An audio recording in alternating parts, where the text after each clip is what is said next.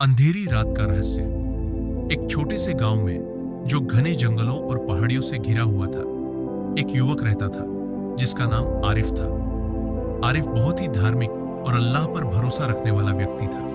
वह हमेशा नमाज पढ़ता और कुरान की तिलावत करता था। लेकिन उसके गांव में एक अजीब सी बात फैली हुई थी।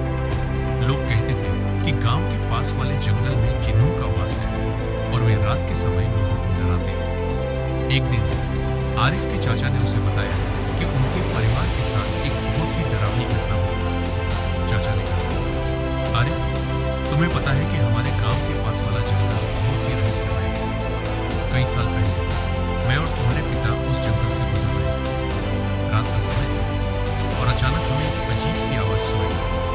वह आवाज इतनी डरावनी थी कि हमारे रोंगटे खड़े हो गए।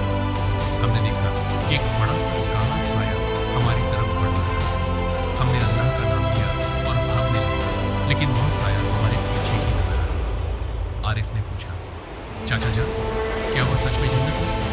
चाचा ने गंभीर होकर कहा, हाँ आरिफ, जिन्न सच में होते हैं और वे अल्लाह की मखलूक रचना है, लेकिन वे हमसे अलग दुनिया में रहते हैं।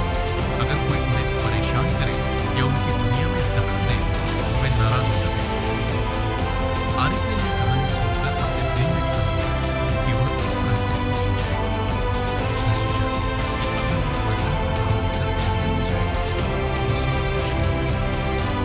एक रात आरिफ ने अपने दोस्तों को बताया कि वह जंगल में जा रहा है। उसके दोस्तों ने उसे रोकने की कोशिश की, लेकिन आरिफ ने कहा, मैं अल्लाह पर भरोसा रखता हूँ। अगर मैं सच्चे दिल से उसका नाम लूंगा तो कोई मुझे नुकसान नहीं पहुंचा सकता। आरिफ ने अपने साथ एक छोटी सी टॉर्च और कुरान की एक प्रति ली। वह जंगल की तरफ चल पड़ा। रात का अंधेरा बहुत गहरा था और चारों तरफ सन्नाटा पसरा हुआ था। आरिफ ने अल्लाह का नाम लिया और आगे बढ़ता गया। थोड़ी देर बाद उसे एक अजीब सी आवाज सुनाई दी। वह आवाज किसी के रोने जैसी थी। आरिफ ने अपनी टॉर्च जलाई और आवाज की दिशा में देखा। उसने देखा कि एक पेड़ के नीचे एक औरत बैठी हुई है। वह औरत सफेद कपड़े पहनी हुई थी और उसके बाल बिखरे हुए थे। आरिफ ने पूछा, तुम कौन हो? यहाँ अंधेरी रात में क्या कर रही हो? वह औरत ने कोई जवाब नहीं दिया, बस रोती रही।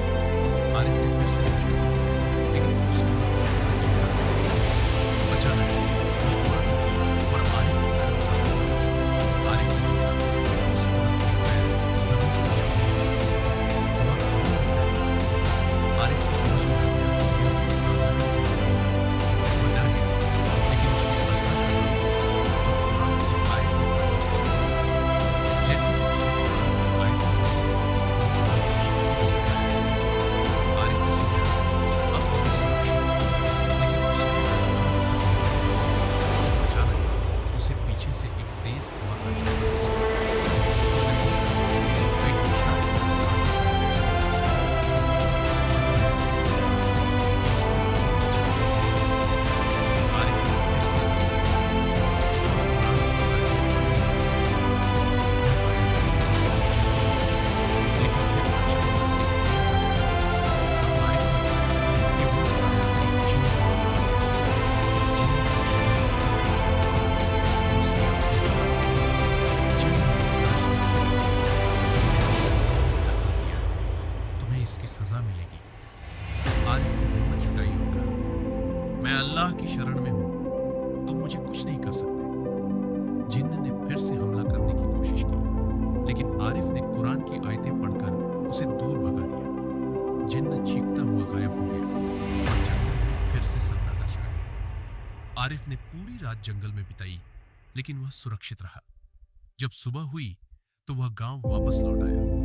उसने अपने दोस्तों और परिवार को सारी घटना सुनाई। सभी लोग हैरान रह गए, लेकिन आरिफ ने कहा, अल्लाह की शक्ति से ही मैं सुरक्षित